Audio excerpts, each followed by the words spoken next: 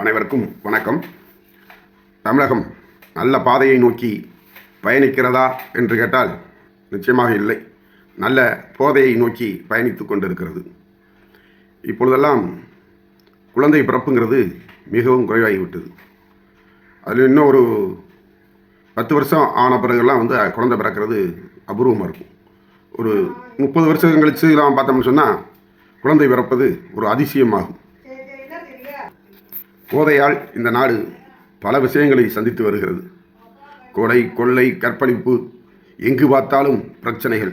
போதையில் ஒரு மனிதன் மிருகமாக மாறுகிறது போதையால் தான். இன்று மிருகங்கள் மனிதனாக மாறிக்கொண்டு வருகிறது. அந்த மாதிரி சூழ்நிலையாக இருக்கிறது. ஆனால் மதுங்கிறது எல்லாத்தையும் அடிக்கக்கூடிய ஒரு விஷயமாக இருக்கிறது. இன்றைக்கி பார்த்தா பிள்ளைங்கள்லாம் பார்த்தா எந்த பிள்ளைங்களுமே பெண் குழந்தைய சாப்பிட்றது கிடையாது. ஒரு காலேஜ் படிக்கிற உள்ள காலையில் 2 இட்லி சாப்பிடுது, மதியானம் இவ்வளோ சாப்பாடு சாப்பிடும், நைட்டு சாப்பிடாது. பார்த்தா அந்த காலேஜ் படிக்கிற பிள்ளைங்களுடைய எடையை பார்த்தா 30 கிலோ இருக்கும். அப்படி தான் இருக்கும்.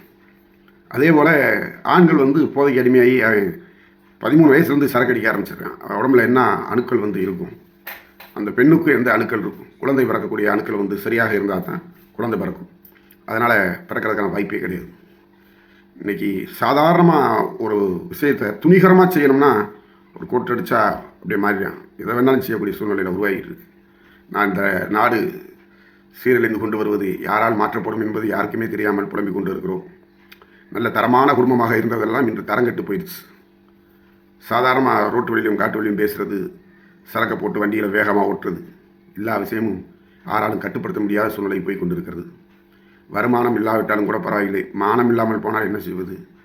யோசனை செய்து அரசாங்கம் இதற்கெல்லாம் ஒரு தடுப்பை ஏற்படுத்தாமல் கம்பெனியுடைய தயாரிப்புக்கு மீறி அதிகமாக தயாரித்து பல லட்சம் ஊழல்களை நடத்தி வருகிறதை பார்க்கும் பொழுது மனசு வேதனையாகத்தான் இருக்கிறது. இதே மாதிரி கல்லுக்கடையை திறந்துட்டு சாராய கடை அரைச்சிட்டா கூட ஒன்றும் பிரச்சனை இல்லை.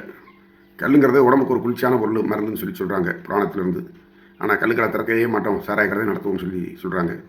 சாராய கடை இன்றைக்கி தனியார் பாருகள்லாம் பார்த்தா 24 மணி நேரம் இயங்குறது மாதிரி இருக்குது. யாரும் எங்கேயும் வேலைக்காக போக மாட்டேங்கிறான். எங்கே கண்ட இடத்துல களவாண்டு வந்துடுறான். வீட்டில் நைட் தூங்குற வீட்டில் கோழியை பிடிச்சி போயிடுறான், அரைச்சி கிடக்கிற கடையை உடச்சி எல்லாத்தையும் அழட்டி போயிடுறான். திருட்டு அதிகமாக போய்கிட்டு இருக்கு. திருடர்கள் கூடிக்கிட்டே வர்றான். பிட் பாக்கெட் அடிக்கிறது சில எல்லாமே. அதே அவன் தண்ணி அடிச்சிட்டானாத்தே வெக்கம் கேவலத்துக்கு அஞ்சாமல் எல்லாம் செய்யக்கூடிய சூழ்நிலை இருக்குல்ல. அதனால் இந்த அரசாங்கம் நினைத்து பார்த்து மக்களை காப்பாற்ற வேண்டும் என்றால் இந்த கடைகள்லாம் அடைச்சா நல்லது அப்படின்னு சொல்லி கேட்டுக்கொள்கின்றோம். நன்றி, வணக்கம்.